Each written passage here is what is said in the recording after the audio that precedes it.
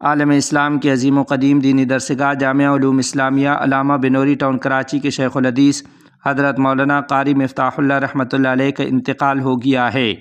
انا للہ و انا الیہ راجعون۔ ان للہ ما اخذ ولہ ما آتا وکل شیء عندہ باجل مسمی۔ چند روز قبل دل کی تکلیف پر ہسپتال میں داخل تھے۔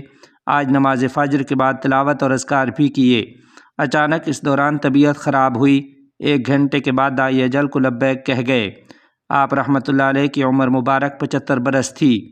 ان کی نماز جنازہ انشاءاللہ آج بروز منگل 20 جنوری 2026 عیسوی بعد نماز عشاء جامعہ علوم اسلامیہ علامہ بنوری ٹاؤن کراچی میں ادا کی جائے گی۔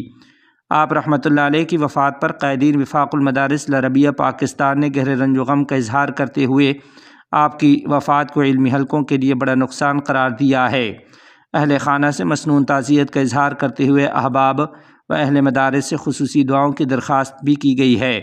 ہماری اللہ تعالیٰ سے دعا ہے کہ رب العالمین آپ رحمۃ اللہ علیہ کی آخرت کی منزلیں آسان فرمائے، ان کے درجات بلند سے بلند تر کرے اور تمام لواحقین و پسماندگان کو صبر جمیل عطا فرمائے۔